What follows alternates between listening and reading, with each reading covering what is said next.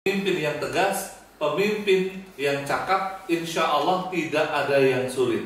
Kenapa? Karena orang akan cenderung ngikut kepada pemimpin yang kuat, ya, kepada pemimpin yang kompeten. Ini seperti hukum magnet. My Coach, the great online business coaching. Alhamdulillah, nahmaduhu wa nasta'inuhu wa nastaghfiruh. Wa na'udzu billahi min syururi anfusina wa min sayyiati a'malina. May yahdihillahu fala mudhillalah wa may yudlilhu fala hadiyalah. Asyhadu an la ilaha illallah wa asyhadu anna Muhammadan abduhu wa rasuluh la nabiyya ba'dah. Amma ba'du.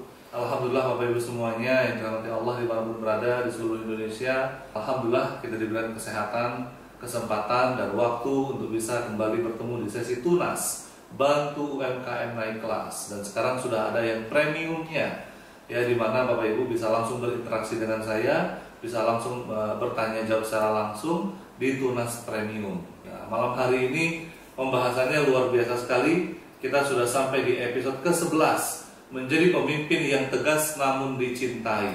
Nah, Bapak Ibu semuanya penasaran bagaimana? Ya, nah baik. Saya akan screen share dulu Bapak Ibu. Baik Bapak Ibu semuanya, sudah bisa dilihat di layar, ya. Jadi menjadi pemimpin yang tegas namun dicintai. Maka kita bahas dulu apa problem yang tengah Bapak dihadapi oleh Bapak Ibu semuanya, ya. Ini webinar ini untuk siapa? Ya, ini untuk Anda yang punya karyawan puluhan hingga ratusan, di mana Anda mulai bingung memimpin mereka. Coach, kok mereka nggak dengarkan kata saya ya? Nah, mereka di depan yes, oke Pak, oke Bu, tapi di belakang ngedumel, ya. Semuanya saat meeting oke, tapi nggak ada yang dikerjakan, atau alias kerjanya nggak maksimal, ya. Atau lebih parah lagi nih, ya, yang didengarkan itu justru tangan kanan Anda. Anda punya tangan kanan, ya, yang mana tangan kanan ini sangat bisa diandalkan. Anda cukup mengatakan ke tangan kanan Anda, tolong bilang sama karyawan bla bla bla bla, dibilang dan karyawannya nurut. Celakanya tangan kanan Anda keluar, dia membawa mayoritas karyawan Anda. Siapa yang ngalamin hal ini? Ya, jadi perusahaan Anda bisa chaos gara-gara satu orang ini, ya. Atau orang ini belum keluar, tapi dia ngancam, Pak, kalau gaji saya nggak dinaikkan, kalau fasilitas saya nggak diberikan, saya keluar. Dan ini beberapa karyawan akan ikut sama saya. Akhirnya Anda dilema, duh, ini dinaikkan apa enggak ya gajinya ya? Sementara nggak dinaikkan nanti gimana? Kalau dinaikkan nanti gimana? Ya, nggak dinaikkan dia bisa keluar, dinaikkan dia melunjak. Nah, Bapak Ibu semuanya, banyak sekali problem di tengah kita memiliki ratusan atau puluhan karyawan. Mulai dari karyawan itu yang sulit untuk diatur, ya, sulit diatur. Awalnya karyawan itu adalah paman kita sendiri, atau saudara kita sendiri, atau karyawan atau tetangga kita sendiri. Ya, karyawan itu awalnya kita didik, ya mungkin mereka tidak punya background sama sekali di usaha kita. Karyawan itu kita didik, ya, awalnya tidak punya background sama sekali di bidang usaha kita.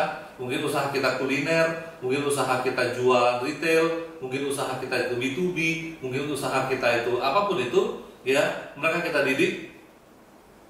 Yang tadinya itu tidak punya inisiatif, ya, tidak punya inisiatif, atau mereka yang ketika kita didik itu lola gitu ya, alias loading lama, ya, atau kita didik mereka dari nol banget, tapi kemudian semakin lama mereka semakin sulit diatur, ya, semakin kadang-kadang masuknya suka-suka hati, ya, atau kita tetap terapkan disiplin di tempat kita itu mereka nggak ngikutin. Dan kemudian yang lebih parahnya lagi, kita nggak enak hati. Aduh, dia kan paman saya, aduh, dia kan saudara saya, dia kan tetangga saya, dia adik saya. Kita nggak enak hati untuk mendisiplinkan karyawan ini. Akhirnya apa? Kita dilema antara tegas atau dicintai? Nah, nanti kalau saya tegas coach, mereka nggak suka sama saya. Coach, kalau nanti saya tegas, nanti mereka lari. Coach, kalau nanti saya tegas, mereka selalu ada cara untuk menghindar. Nah, atau nih, coach, kalau saya lembek, ya kalau saya manut-manut aja atau saya ngikutin ritmenya, ya alhamdulillah saya disukai mereka, gitu ya. Tapi kerjaan nggak ada yang beres, ya kerjaannya berputar itu aja. Nah, ini dilema banyak para pemimpin. Siapa yang merasakan masalah ini? Ayo, boleh komen di bawah ya. Siapa yang merasakan masalah ini boleh komen di kolom komentar. Antara tegas versus dicintai. Nah, Bapak Ibu semuanya, ditambah lagi mindset, aduh coach, sekarang jadi karyawan itu susah, ya. Jadi karyawan yang nurut, yang punya inisiatif, yang mau berkorban untuk perusahaan itu susah, ya. Saya mendengar ini di mana-mana, di Pekanbaru ya begitu, di Makassar ya begitu, bahkan klien saya yang di Jakarta, kemarin saya baru dari Jakarta membantu beberapa klien kami, ya masalahnya juga begitu, ya. Di mana-mana masalahnya adalah mencari karyawan itu susah. Dan kalau karyawan itu sudah pinter, nanti mereka minter-minterin kita coach. Nanti mereka yang nyetir kita, ya. Nah, ini ada Pak Muhammad Rahman, ya. Nyari karyawan susah, tapi kok pengangguran banyak. Iya, ini dilema banget. Pengangguran banyak banget. Karena apa? Karena karyawan yang kompeten, karyawan yang sesuai dengan spek itu langka, Bapak Ibu. Kenapa? Karena faktor pendidikan. Saya tidak mengatakan karena karyawan yang S1 itu lebih pinter. Enggak. Ya, kadang-kadang yang S1 cuma menang ijazah doang, ya. Mereka nggak bisa apa-apa, ya. Terus apakah karena integritasnya coach, ya, kejujurannya, amanahnya, ya bisa jadi juga, ya. Ada banyak faktor susah mencari karyawan. Tapi yang paling jelas adalah ketika kita menjadi pemimpin yang bijak, ya, maka tidak ada yang sulit. Nah, ya ketika kita menjadi pemimpin yang hebat, pemimpin yang tegas, pemimpin yang cakap, insya Allah tidak ada yang sulit. Kenapa? Karena orang akan cenderung ngikut kepada pemimpin yang kuat, ya, kepada pemimpin yang kompeten. Ini seperti hukum magnet, ya. Magnet itu, ya, ketika kita selatan, kita akan menarik yang utara. Nah, ini akan otomatis, Bapak Ibu, ya. Jadi hukum magnet, ya, ketika kita menjadi pemimpin yang kuat, otomatis kita akan menarik orang-orang yang kuat juga. Ketika kita pemimpin yang lemah, otomatis kita juga akan menarik pemimpin orang-orang yang lemah juga. Nah, Bapak Ibu semuanya, menjadi pemimpin yang tegas dan dicintai, bukan versus, ya, tapi menjadi pemimpin yang tegas dan dicintai itu butuh ilmunya, ya, itu butuh triknya. Nah, kita definisikan dulu yuk, pemimpin itu apa sih, ya? Pemimpin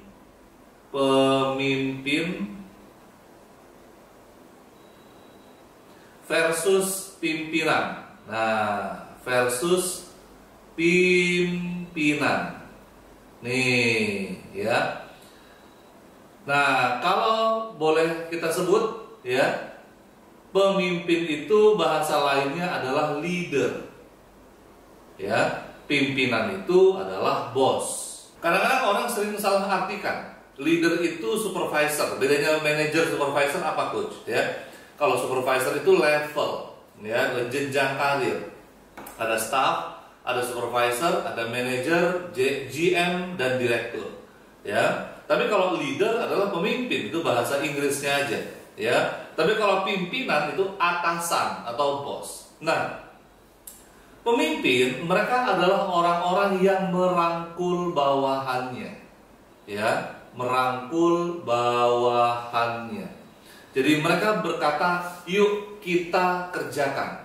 Tapi kalau para pimpinan alias bos, mereka yang menyuruh bawahannya, ya, mereka tidak ikut bekerja. Nah, yuk kamu kerjakan itu, situ kerjakan ini, ya, yang itu kerjakan itu. Nah, dia kekuatannya dari telunjuk jarinya. Nah, apakah salah menjadi bos? Tidak salah. Tapi Anda tidak akan mendapatkan hatinya karyawan Anda. Anda tidak akan mendapatkan hati dari bawahan Anda. Karena apa?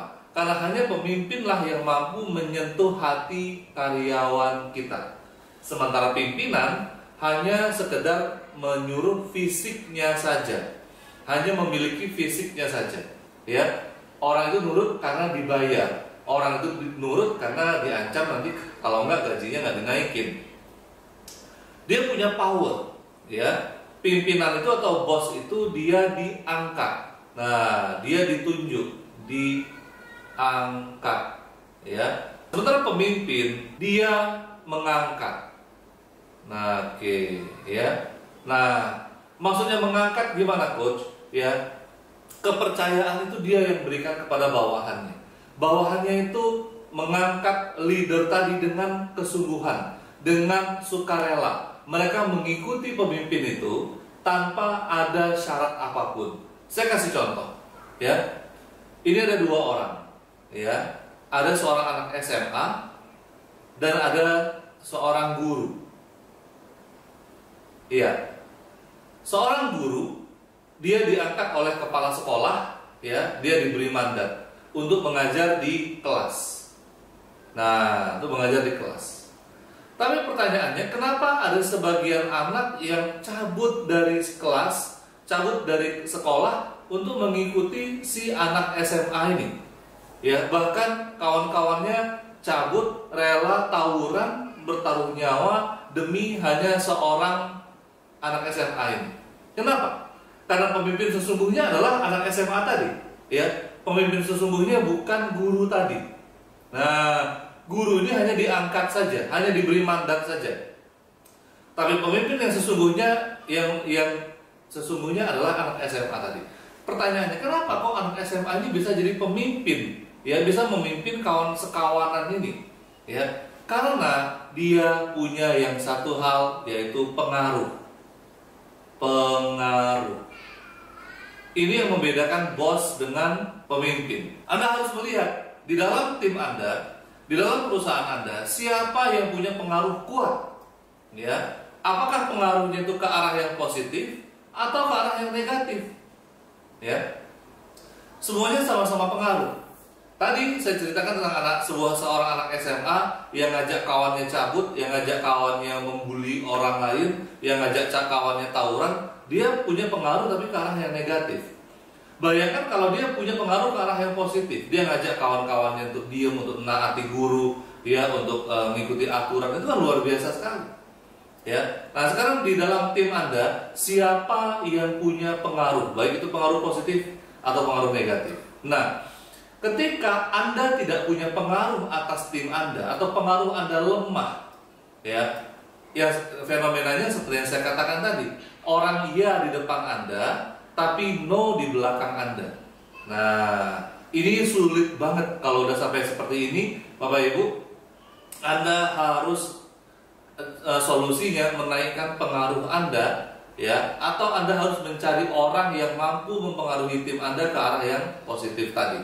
Ya, kenapa? Karena ketika di depannya yes, di belakangnya no, maka bisnis Anda bisa chaos. Ya, kelihatannya anteng-anteng saja, ketika rapat oke-oke saja, tapi di pelaksanaannya nggak jalan. Apa yang membuat ini? Ya, lagi-lagi pengaruh tadi. Ya, nah, terus coach, apa yang bisa menimbulkan pengaruh? Ya, pengaruh itu munculnya datangnya dari mana?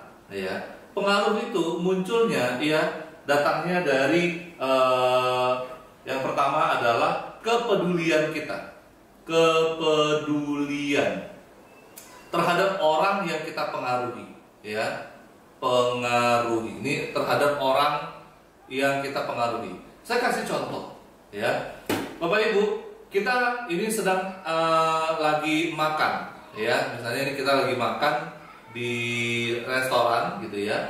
Saya ambil contoh di sini aja, ini di restoran. Nah, terus kita lagi makan di restoran ini, ya. Saya dan Anda datang ke restoran baru. Ya, restoran ini baru buka. Dan kemudian datang pelayannya, pramusajinya. Ya, dia mengatakan, halo Bapak Ibu, sudah pesan sebelumnya? Kita bilang belum, gitu ya. Nah, Bapak Ibu mau pesan makanan apa? Sambil dia berikan menunya. Di sini menu favoritnya ada udang galah, gitu ya. Ada cumi saus tiram, ada ikan baung, ada ikan macam-macam ya. Wah, di sini tuh terkenalnya tuh bla bla bla. Dia ngoceh terus ya. Terus kita sambil milih-milih ini, kita dengar sarannya dia. Oh enggak, tadi udang apa? Udang galah namanya ya, udang gede-gede gitu ya, lobster gitu ya. Oh boleh deh. Nah kita ngikut ya, kita ngikut dia. Dan mungkin istri kita atau anak kita, oh boleh saya cumi deh, nah, gitu ya. Oh cumi boleh, cuminya mau berapa porsi? Cumi ini enak banget loh, seger ya, kemudian dipotong, diiris-iris seperti cincin, digoreng, kriuk-kriuk, enak banget. Apalagi tambah nasi panas. Ini boleh banget nih. Nah gitu ya. Wah, kita semakin berselera, kita semakin mengikuti arahannya dia. Kenapa kok orang itu bisa mempengaruhi kita? Seorang pelayan mempengaruhi kita. Kenapa? Karena dia peduli dengan kita. Ada kepedulian yang dia berikan. Nah, pertanyaan saya, apakah Anda peduli dengan karyawan Anda? Apakah Anda memperhatikan karyawan Anda? Atau Anda anggap hanya mereka orang lain? Atau Anda anggap mereka hanya karyawan yang bekerja untuk Anda saja? Kalau Anda menganggap karyawan itu hanya orang yang bekerja untuk Anda, jangan salahkan mereka tidak mengikuti Anda. Ya, karena Anda tidak membangun kepedulian dengan mereka. Ya, semakin Anda peduli dengan mereka, semakin Anda kenal dengan mereka, ya, semakin Anda, ya ini kedua kenal ya, semakin Anda mengenal mereka, semakin Anda menyelami mereka, ya, mereka pun akan memahami Anda. Terus coach, gimana fenomenanya kalau saya sudah menyelami karyawan ini, saya sudah tahu rumahnya, saya sudah tahu keluarganya, saya peduli dengan dia, dia lagi nggak ada duit saya pinjemin, tahu-tahunya coach dia nusuk dari belakang, ya, dia mencuri. Tahu-tahunya coach dia hengkang dari perusahaan saya buat perusahaan sendiri. Nah, ini Bapak Ibu semuanya, ya, fenomena ini tidak cuma terjadi di Pekanbaru, di Jakarta, di Kalimantan, di Sulawesi, bahkan ini terjadi di seluruh dunia Bapak Ibu, ya. Nah Bapak Ibu semuanya, kalau kita perhatikan banyak orang yang takut peduli dengan karyawannya, takut kenal dengan karyawannya karena dia takut dikhianati. Padahal kita bisa melihat, ya, mengapa orang mengkhianati kita, mengkhianati. Kenapa? Yang pertama, karena orang itu yang pertama punya niat yang buruk, ya. Yang kedua, ketika orang itu tidak pandai balas budi, ya. Nah, ketika orang tidak pandai balas budi, apakah kemudian kita mengecap semua orang itu sama? Apakah kemudian kita gara-gara dia mengkhianati kita, kemudian kita tidak berani melangkah lagi? Contohnya nih, misalnya ketika Anda menikah, kemudian Anda bercerai, apakah kemudian Anda tidak berani menikah lagi? Ya, Anda mengatakan, oh laki-laki semuanya sama, atau oh perempuan semuanya sama, ya kan nggak seperti itu juga. Kalau ada orang yang seperti itu, ya memang mungkin karena dia punya hal buruk dalam dirinya. Sekarang tidak ada filter siapa yang perlu Anda percaya, ya. Makanya dalam merekrut karyawan, saya ambil dari Pak Tung Desemwaringin, ya. Pak Tung Desemwaringin, bahwa indikator dari merekrut karyawan itu adalah SIP, ya, yaitu skillful, integritas, dan passion. Ya, nah, skill jelas kita merekrut orang yang punya skillnya. Jangan sampai kita merekrut orang dari nol, terus kita ajarin lagi, kita semuanya kita ajarin. Ya kapan bisanya, ya kapan dia memberikan untuk kita. Saya sering mengatakan, kalau Anda kerja sama saya untuk belajar, ya Anda bayar saya. Tapi kalau Anda bekerja karena memang Anda memberikan hasil, ya saya yang bayar Anda. Nah, maka skill ini penting sekali. Kita terima karyawan yang udah jadi, tapi andai kata pun mereka tidak punya skill atau skillnya masih jelek, masih bisa diasah. Walaupun lambat, resikonya bisnis kita pun jadi lambat. Tapi kalau orang itu tidak punya integritas itu apa sih? Integritas itu apa yang dia katakan itu yang dilakukan. Apa yang dia lakukan itu yang dia katakan.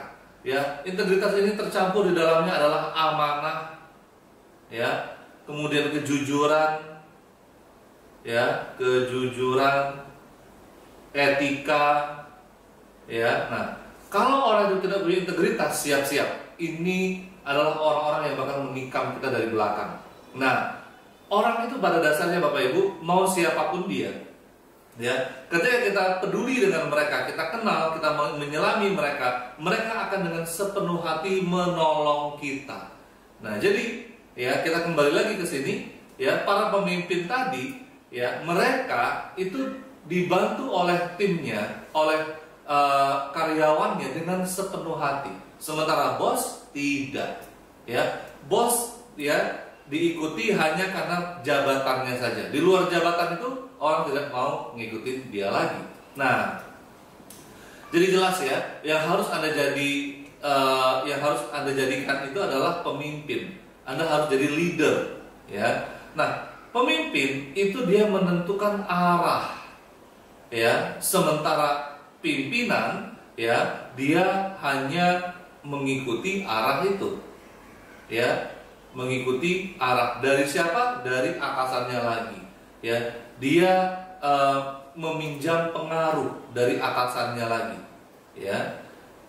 Sementara pengaruh seorang pemimpin itu pengaruh dari dalam, ya, pengaruh dari dalam, ya. Sementara kalau bos itu pengaruhnya dari atasan, Nah, Bapak Ibu, kalau seandainya apa yang saya sebutkan ini Anda adalah seorang bos, maka segera tobat dan kembali ke jalan yang benar. Ya. Anda segera tobat, Anda jadi pemimpin. Kenapa? Sebelum Anda ditinggalkan oleh bawahan Anda. Sebelum ya bawahan Anda melihat Anda ya sebatas bos, sebatas atasan saja. Ya, mereka tidak dekat dengan Anda, mereka tidak trust dengan Anda. Akhirnya apa? Produktivitas korbannya. Ya, di perusahaan Anda itu produktivitasnya rendah. Kalau tidak diawasin, karyawan nggak kerja. Kalau nggak dimotivasi, karyawan nggak jalan. Kalau nggak didorong, karyawan yang nggak kerja. Itu kan capek banget, ya. Sementara kalau para pemimpin ini memberikan kepercayaan kepada timnya, memberikan kepercayaan, ya. Kamu bisa. Saya yakin kamu bisa. Yuk, kamu kerjain ini. Kita kerjakan bersama-sama, ya. Saya yakin kamu bisa. Nah, dia memberikan dorongan, dia memberikan motivasi. Tapi kalau pimpinan, dia menagih, ya, menagih hasil. Taunya hasil. Kalimat yang paling sering keluar adalah pokoknya. Nah, pokoknya saya nggak mau tahu. Jam sekian harus jadi. Nah, itu ciri-ciri bos tuh. Nah, kalau sudah bos, makanya orang sering ngebilang, ih, ngebosi, ya, ngebosi, ya, ngebosi. Nah, ngebosi, ya. Kenapa orang nggak suka dengan orang yang ngebosi? Ya, karena ngebosi ini menjengkelkan, Bapak Ibu. Ya, bos yang sebenarnya itu menjengkelkan. Anda bisa bayangkan, Anda bekerja dengan orang yang kerjanya merintah-merintah, dia nggak ngerti apa-apa, ya kita disuruh berpikir, kita disuruh capek, ya udah gitu ketika bayar gajinya dinego lagi, gajinya telat lagi, ya atau gajinya nggak sesuai dengan yang dijanjikan, gitu ya. Nah ini orang udah tinggalin aja, ya. Nah Bapak Ibu, ngebosi ini fenomena yang membuat orang nggak nyaman, ya. Mungkin Anda bisa tegas ketika Anda jadi bos, ya. Tapi bukan berarti ketika Anda jadi pemimpin Anda nggak bisa tegas. Tadi kan saya katakan pemimpin itu merangkul, dia mengajak, dia mengayomi. Duh coach, kalau saya sudah mengayomi, saya sudah merangkul, saya nggak bisa tegas dengan anak-anak ini karena anak-anak ini udah seperti sahabat saya, udah seperti udah seperti anak saya. Itu salah, ya. Justru ketika Anda jadi pemimpin, Anda berhak tegas. Karena tegas itu bukan berarti keras. Nah, tegas tidak sama dengan keras. Tegas tidak sama dengan sewenang-wenang. Tegas tidak sama dengan kasar. Ini dia. Jadi dibedakan. Banyak orang nggak bisa membedakan ini. Dikiranya tegas itu kasar, dikiranya tegas itu keras. Padahal itu dua hal yang berbeda. Tegas adalah menuntut hak sesuai dengan yang disepakati, gitu ya. Nah, kita bekerja bersama-sama tim, ya, kita bekerja bersama mereka, dan kita tegas, ya, membagi pekerjaan itu. Kita tegas meminta deadline dari mereka, dan kita tegas, ya, hasil yang kita tuntut itu seperti apa, ya. Tapi juga kita lunak dengan mereka. Lunak dalam hal apa? Menyuruhnya dengan baik-baik, menyuruhnya dengan smooth, ya, merangkul mereka, mengajari mereka, membimbing mereka. Ini adalah pemimpin. Ini yang membuat kemudian pemimpin itu mampu berlaku tegas dan juga mereka dicintai. Kalau sudah cinta Bapak Ibu semuanya, ya, mereka akan bersedia lembur walaupun tidak dihitung lembur. Mereka bersedia bekerja kapan aja. Saya beberapa kali, ya, menemukan karyawan saya itu di hari Minggu, di hari libur, mereka mau aja kerja dengan sepenuh hati, tanpa harus diiming-imingin. Oh, nanti hari Minggu nanti ada uang lemburnya, ya. Oh, nanti kalau hari weekend nanti jatahnya itu sekian. Enggak, ya. Tanpa diiming-imingin seperti itu. Kenapa? Karena mereka sudah cinta. Mereka sudah menganggap saya sebagai abangnya, sebagai kakaknya, sebagai ayahnya, sebagai mitranya. Nah, ini kata kuncinya Bapak Ibu. Ya, bagaimana kita bisa bermitra dengan karyawan kita? Tidak lagi mereka levelnya atas dan bawah, tapi kita sejajar. Nah, kalau sudah seperti ini, maka yang muncul adalah inisiatif. Nah, pengen banget nggak karyawan itu inisiatif? Yuk, coba kita lihat di kolom komentar, ya. Nah, ya, tadi udah saya jawab nih. Bagaimana agar kita punya pengaruh coach, gitu ya? Oke, tadi saya sudah jawab. Nah, Bapak Ibu semuanya, karyawan yang inisiatif itu ketika, ya, karyawan ini sudah masuk hatinya ke perusahaan, ya. Dia sudah memberikan hatinya. Dia tidak lagi sekedar bekerja secara fisik, tapi dia bekerja sepenuh hati. Bayangkan, dia bekerja sepenuh hati. Dia punya rasa memiliki. Rasa memiliki. Ya, kenapa? Karena dia diorangkan, dia dimanusiakan. Dimanusiakan. Kembali lagi, ya.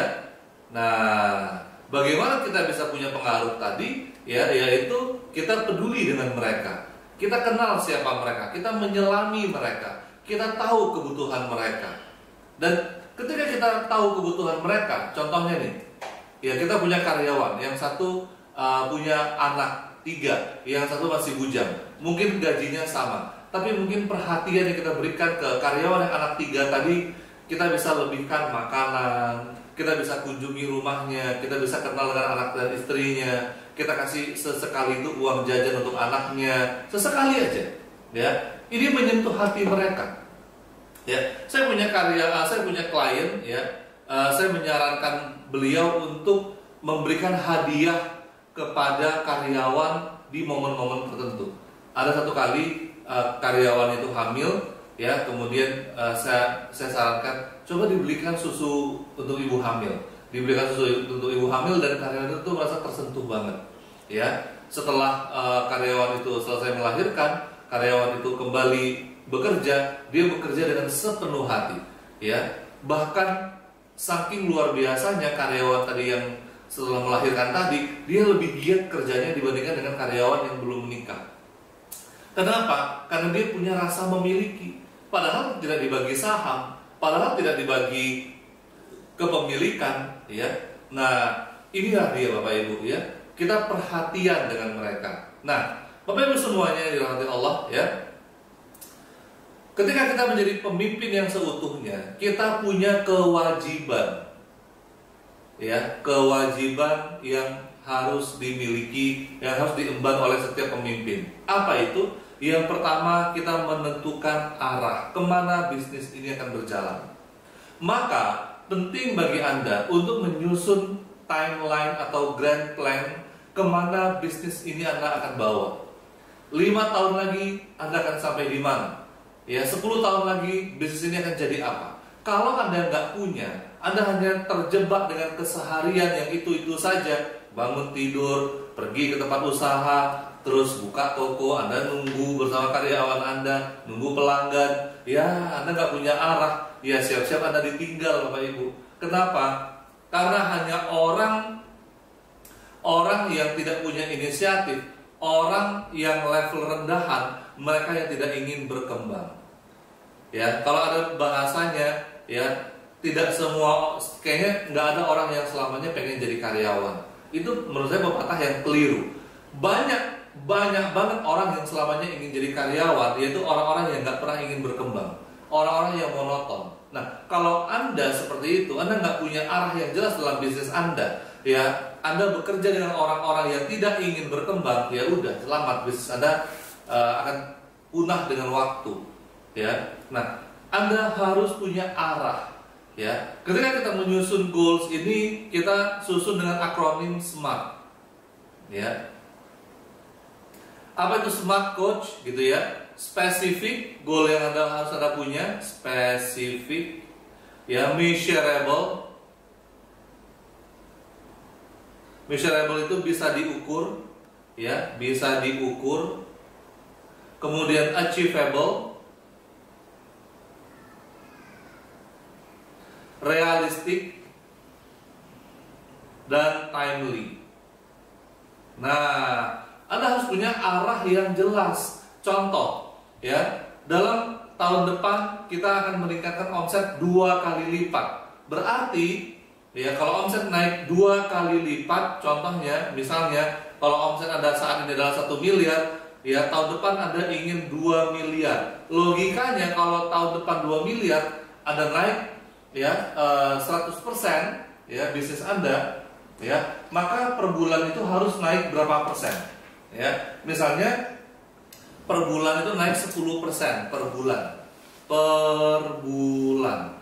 Maka kalau hari ini omset Anda 1 miliar, maka berikutnya adalah 1,1.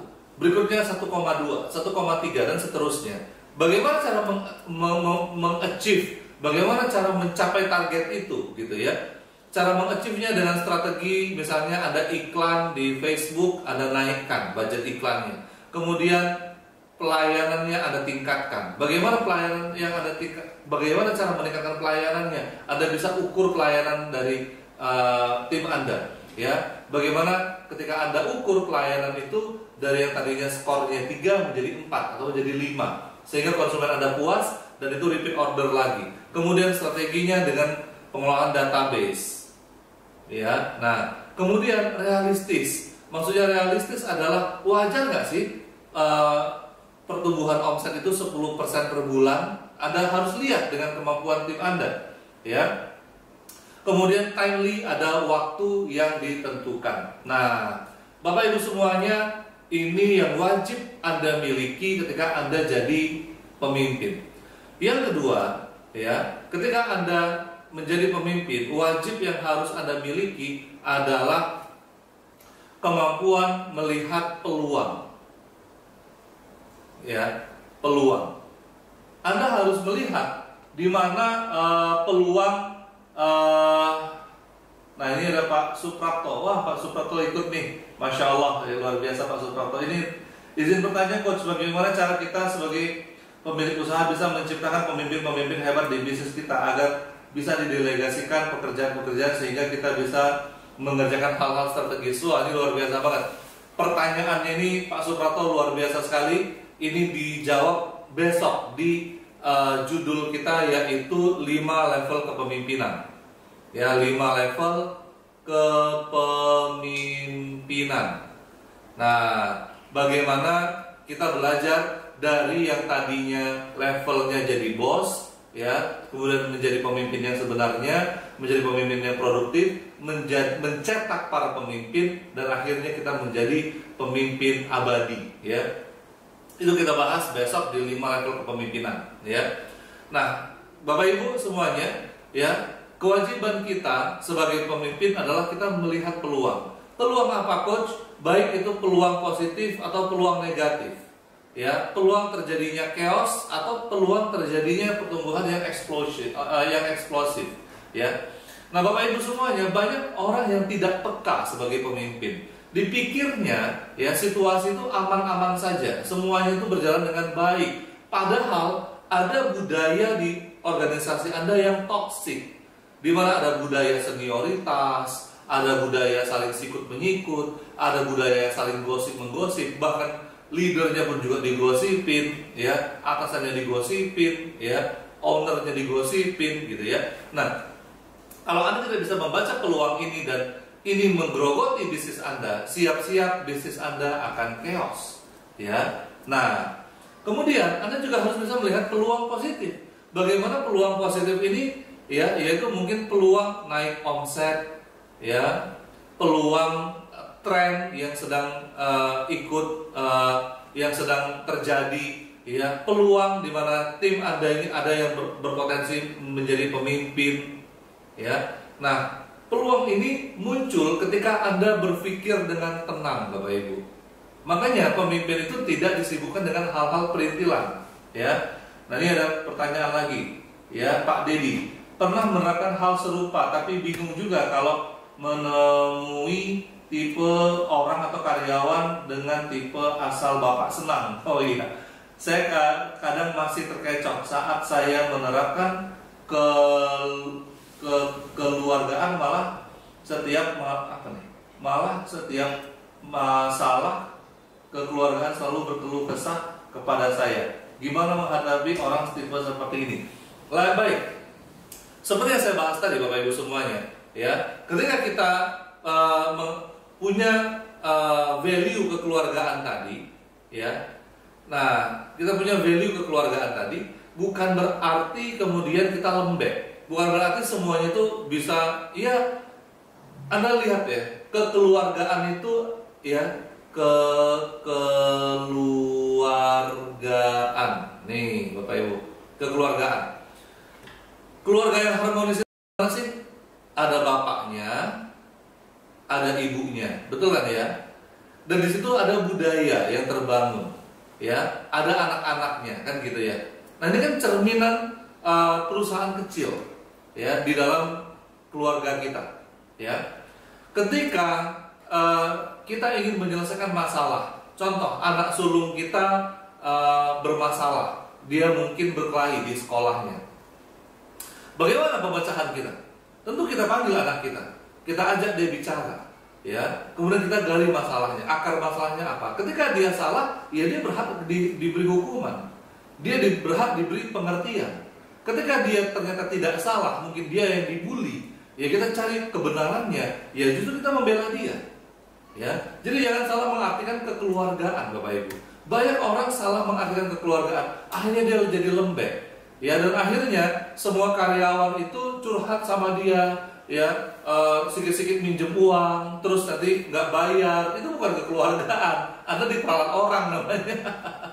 Anda diperalat orang, Anda diperalat karyawan namanya, Bapak Ibu, ya.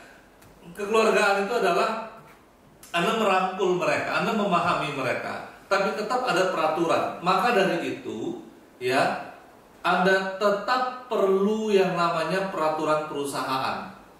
Peraturan perusahaan. Anda tetap butuh yang namanya SOP, ya.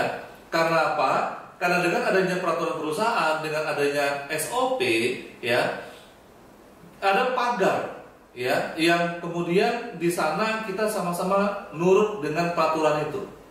Ya, tapi di dalam menjalankan peraturan itu kita sama-sama lunak, sama-sama menjalaninya dengan fleksibel tanpa menabrak batasan-batasan itu. Ya, saya kasih contoh. Ya, ada salah seorang klien saya, ya, di Gorontalo. Beliau punya bisnis itu banyak cabangnya, sekitar 8 cabang gitu ya. Kemudian beliau sulit mendisiplinkan karyawannya. Ya, kemudian saya sarankan dia menggunakan absen fingerprint. Dengan disampaikan secara kekeluargaan bahwa bisnis ini harus bertumbuh, bahwa bisnis ini harus disiplin, bahwa bisnis ini harus dijalankan oleh orang yang berdedikasi, maka diterapkan fingerprint. Bagi Anda boleh telat semaunya. Yang penting sekali telatnya 10.000 per menit. 10.000 per menit.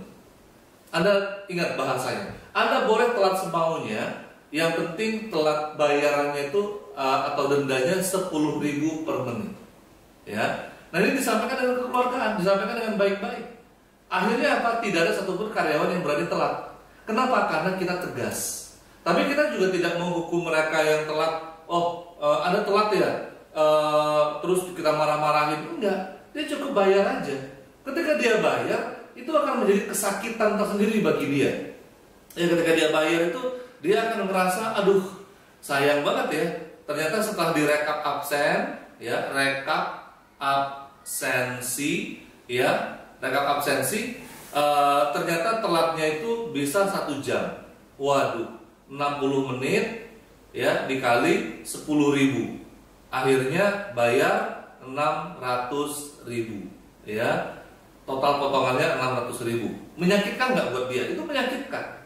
Tapi apa yang kita sampaikan? Yang kita sampaikan, nah sekarang kamu coba berbenah diri. 600.000 ini bisa buat makan sekeluarga nggak sih? Bisa buat makan berapa kali? Ini bisa buat anak kamu berobat. Ini bisa buat anak kamu sekolah. Bisa beli buku sekolah. Bisa buat bayar SPP, kan gitu ya.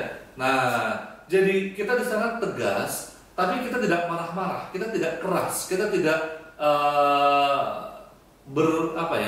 merepet. Banyak orang sebaliknya, ya. Ketika dia tidak menerapkan fingerprint, dia tidak menerapkan aturan, dia merepet aja. Ketika karyawannya datang telat, wah ini kamu bla bla bla bla, lu kira dia perusahaan bapak lo, gitu kan ya.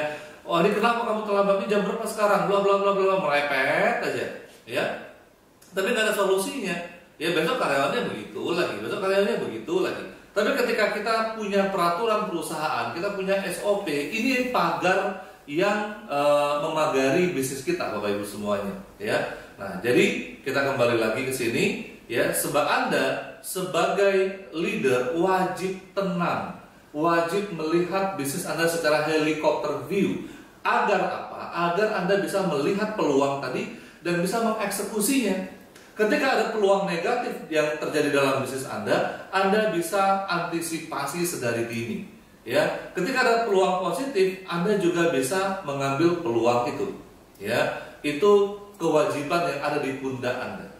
Ya, kemudian Anda wajib bertumbuh. Ya, bertumbuh. Pemimpin yang tidak bertumbuh, siap-siap dia digilas oleh zaman, dia digilas oleh waktu, dia bahkan digilas oleh karyawannya sendiri. Ya. Teman-teman semuanya, manusia itu sejatinya mereka selalu bertumbuh, selalu ingin bertumbuh. Pertanyaannya, apa yang membuat manusia itu tidak ingin bertumbuh lagi? Ya, maka mayoritas jawabannya banyak pemimpin yang merasa nyaman. Ya, dia sudah merasa nyaman, dia sudah merasa impiannya sudah tercapai semuanya, dia merasa bisnisnya akan baik-baik saja, dan dia merasa ini saatnya sudah bisa ditinggal. Ini banyak sekali kesalahan dalam memaknai autopilot. Ya, ketika dimaknai bisnis autopilot adalah bisnisnya jalan, dikasih ke manajemen, ya dia punya tim manajemen, kemudian dia jalan-jalan, ya kemudian dia suka-suka hati, dia mau kemana-kemana. Betul, tapi dalam manajemen perusahaan juga ada namanya RUPS, Rapat Umum Pemegang Saham, di mana kita sebagai owner, ya itu melihat kepada manajemen yang kita amanahkan. Si manajemen itu, si leader itu dia bertumbuh atau tidak? Kalau dia tidak bertumbuh, ganti, ya ganti orangnya. Ya, ketika dia tidak lagi mampu mengemban amanah ini, ya maka dia diganti. Nah, di RUPS ini kita, Bapak Ibu, kita punya target, ya. Bagaimana kita pengen bisnis kita bertumbuh, bagaimana bisnis kita itu mendulang profit sekian, ya. Nah, itu kita berhak di RUPS ini meminta tuntutan kepada manajemen kita tadi, ya. Nah, Manajemen inilah yang kemudian kalau mereka mau merasa ingin selalu memegang kepemimpinan, mereka harus bertumbuh terus. Atau Anda yang bisnisnya belum autopilot, Anda harus terus bertumbuh, ya. Anda harus mengembangkan diri sehingga Anda tidak tergilas oleh zaman, ya. Karena Bapak Ibu semuanya, ya, kalau kita lihat ini grafiknya, ya, ada life circle product, ya. Life circle product itu seperti gunung seperti ini, ya. Dulu, ya, ketika Anda baru memulai bisnis Anda mungkin baru di tahap ini, sulit memperkenalkan bisnis Anda. Orang belum kenal dengan produk Anda. Tapi lama-kelamaan Anda mulai naik, mulai di sini, ya, untungnya mulai nampak, Anda mulai naik lagi, karyawan Anda mulai banyak, ya, sampai akhirnya Anda berada di puncak. Ketika di puncak, apa yang terjadi? Ya, mau tidak mau akan turun. Nah, tugas Anda sebagai pemimpin adalah membuat gelombang naik itu lagi, ya, membuat gelombang naik itu lagi, ya, sehingga apa? Sehingga bisnis Anda terus menanjak. Nah, disinilah Anda sebagai pemimpin butuh ketenangan, butuh melihat dari helikopter view agar bisnis Anda tidak digilas oleh zaman, ya. Sehingga apa Bapak Ibu? Sehingga Anda tidak membandingkan bisnis Anda dengan masa lalu. Kok zaman dulu 2-3 tahun yang lalu enak ya jualan ya? Kok zaman dulu rasanya nggak sulit ya temukan karyawan yang amanah? Kok zaman dulu orang-orang tuh lebih aman dari sekarang ya? Itu klise aja sebenarnya Bapak Ibu. Itu tidak benar-benar seperti itu, ya. Kalau dulu ya Anda masih awal merintis, ya, tantangannya berbeda ketika Anda sudah berada di puncak, ya. Orang-orang Anda berbeda juga dengan orang-orang yang dulu, gitu. Sehingga ketika kita menjadikan zaman dulu sebagai kacamata kita, ya, kita akan terjebak oleh waktu. Ya, ini yang kemudian membuat orang sulit bertumbuh, ya. Dia sibuk menyalahkan keadaan. Saya butuh jawaban ini. Kenapa kok zaman dulu rasanya nggak susah jualan? Kenapa kok zaman dulu kita bisa meraih ini dan itu? Kenapa sekarang nggak bisa? Ya, zaman dulu kompetitornya belum semasif sekarang. Zaman dulu, ya mungkin, ya, tim Anda masih solid. Ya, sekarang tidak solid itu lagi, gitu. Ya, maka ketika Anda berhenti bertumbuh, siap-siap Anda juga akan punah. Nah, itu dulu pembahasannya Bapak Ibu semuanya. Ya, karena sudah jam 21:10, kita pembahasannya 1 jam. Ya, ini pembahasannya masih panjang banget lagi sebenarnya. Setidaknya ada 21 kewajiban yang Anda harus miliki sebagai seorang pemimpin. Maka saya merekomendasikan Anda untuk membaca buku, ya, Hukum 21 Hukum Kepemimpinan Sejati.